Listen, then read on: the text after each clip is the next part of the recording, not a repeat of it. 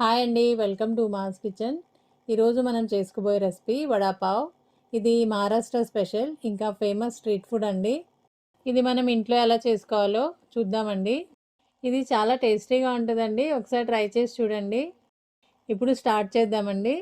ముందుగా దీనికోసం ఒక బ్యాటర్ ప్రిపేర్ చేసుకోవాలండి. దానికోసం ఒక బౌల్ తీసుకుని అందులో ఒక కప్పు శనగపిండి తీసుకున్నా అండి. అందులో చిటికెడు బేకింగ్ సోడా, కొంచెం సాల్ట్ వేసుకోవాలి. ఈ పిండికి సరిపడ్డంత వేసుకోవాలి. చిటికెడు పసుపు కూడా వేసుకుని ఒకసారి పొడిగానే మొత్తం కలుపుకోవాలి. తర్వాత కొంచెం కొంచెం వాటర్ పోసుకుంటూ కలుపుకోవాలండి. మనం దోశలు వేసుకునే బ్యాటర్ కంటే కొంచెం థిక్ ఉండాలండి. ఉండలు లేకుండా కలుపుకుని పక్కన పెట్టుకోవాలి. ఇప్పుడు చిల్లీ గార్లిక్ పేస్ట్ చేసుకోవాలండి. దీనికి నేను ఒక పచ్చిమిర్చి తీసుకున్నా అండి. కొంచెమే చేస్తున్నా కాబట్టి కొంచెం స్పైసీగా కావాలంటే పచ్చిమిర్చి మీ టేస్ట్కి తగ్గట్టు తీసుకోవాలి. తర్వాత 9 వరకు వెల్లుల్లి రెబ్బలు వేసుకుని ఈ రెండింటిని కచ్చపచ్చ దంచుకోవాలి. ఇప్పుడు స్టఫింగ్ తయారు చేసుకుందామండి. స్టవ్ వెలిగించుకుని స్టవ్ మీద ఒక కడాయి పెట్టుకుని అందులో 2 టేబుల్ స్పూన్ల వరకు ఆయిల్ వేసుకోవాలి. ఆయిల్ కొంచెం వేడైన తర్వాత ఆవాలు జీలకర్ర వేసుకోవాలి. హాఫ్ స్పూన్ ఇంగువ కూడా వేసుకుని ఒక 2 నిమిషాలు ఫ్రై చేసుకోవాలండి.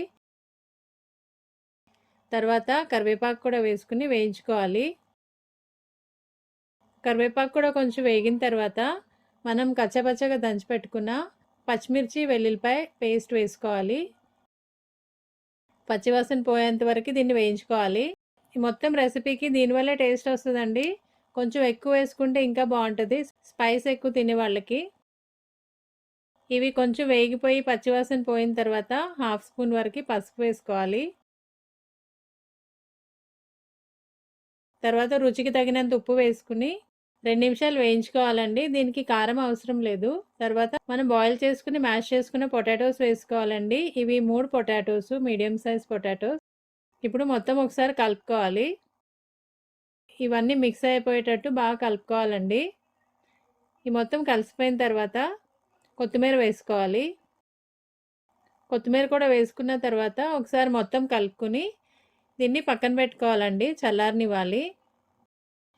చల్లారిన తర్వాత మీకు ఎంత సైజు కావాలో అంత సైజు ఇలా ఉండలు చేసుకుని పక్కన పెట్టుకోవాలి.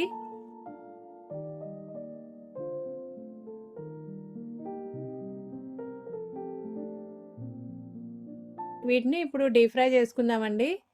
దీనికోసం స్టవ్ మీద ఒక కడాయి పెట్టుకుని డీప్ ఫ్రైకి సరిపడ్డ ఆయిల్ వేసుకోవాలి.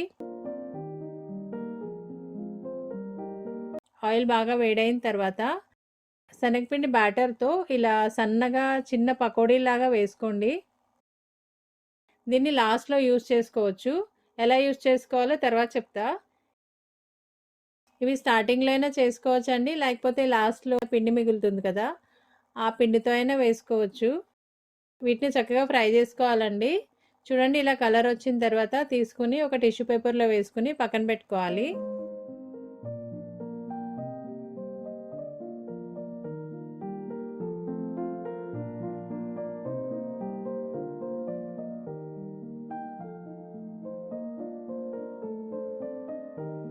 ఇవన్నీ తీసుకుని పక్కన పెట్టుకున్నాక ఇప్పుడు బోండాలు వేసుకోవాలండి. ఆలు బోండా.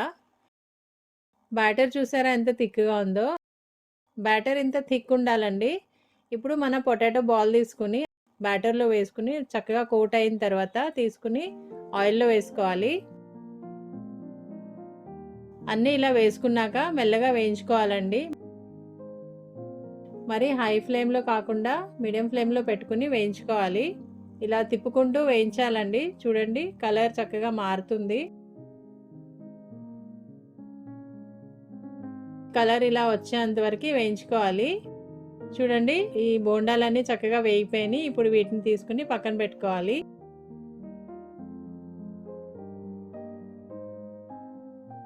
ఇప్పుడు చూడండి, ఇక్కడ మనకి చిన్న చిన్న పకోడీస్ లాగా మిగిలిపోయినాయి కదా, అవి కూడా తీసుకుని పక్కన పెట్టుకోవాలి. ఇప్పుడు మనం వడాపావులో పెట్టుకునే కారపొడి ఎలా చేసుకోవాలో చూద్దాం. స్టార్టింగ్లో మనం సన్న పకోడీ వేసుకున్నాం కదా, అవి బాగా ఆరిపోయిన తర్వాత ఒక మిక్సీ జార్ తీసుకుని అందులో వేసుకోవాలి. ఈ కారపొడికి తగ్గ సాల్టే వేసుకోవాలి. తర్వాత ఒక స్పూన్ వరకు కారం వేసుకోవాలి. మీకు స్పైసీగా కావాలంటే ఇంకా కొంచెం కారం వేసుకోవచ్చండి. తర్వాత వెల్లుల్లి రెబ్బలు కూడా వేసుకోవాలి. నేను ఒక 10 వేసానండి. ఇప్పుడు వీటిని గ్రైండ్ చేసుకోవాలి. చూడండి, ఇప్పుడు గ్రైండ్ చేసుకున్న పొడిని మనం సెపరేట్‌గా ఒక బౌల్‌లో వేసుకోవాలి. మనం సర్వ్ చేసేటప్పుడు దీన్ని వాడుకుంటామండి. ఇప్పుడు మనం వడా పావ్ సర్వ్ చేసుకుందామండి. మనకి వడ రెడీగా ఉంది. పావు కూడా ఉంది. కారం కూడా ఉంది. ఫస్ట్ పావు తీసుకొని మధ్యలో కట్ చేసుకోవాలి. మొత్తం కట్ చేయొద్దు. ఎడ్జ్‌కి అలా వదిలేసేయండి. ఇది ఇలా కట్ చేసుకున్న తర్వాత ఇప్పుడు మనం చేసి పెట్టుకున్న కారపొడి వేసుకోవాలి. మనం తినే స్పైసీని బట్టి ఎంత వేసుకోవాలో అది మన ఇష్టమండి. స్పైసీగా తినాలంటే కొంచెం ఎక్కువ వేసుకోవచ్చు. ఇప్పుడు పైన బోండా పెట్టుకొని సర్వ్ చేసుకోవచ్చు. పచ్చిమిరపకాయలు కూడా చాలా బాగుంటాయండి దీనికి కాంబినేషన్. మనం ఆయిల్‌లో పచ్చిమిర్చి కూడా వేయించుకోవాలి. పచ్చిమిర్చి వేయించుకునే ముందు దానికి ఒక ఘాటులాగా పెట్టండి, లేకపోతే పేలుతాయి. ఇంతే అండి వడాపావ్. చాలా బాగుంటుంది. ఒకసారి ట్రై చేయండి. వీడియో నచ్చితే ఒక లైక్ చేయండి. Thanks for watching.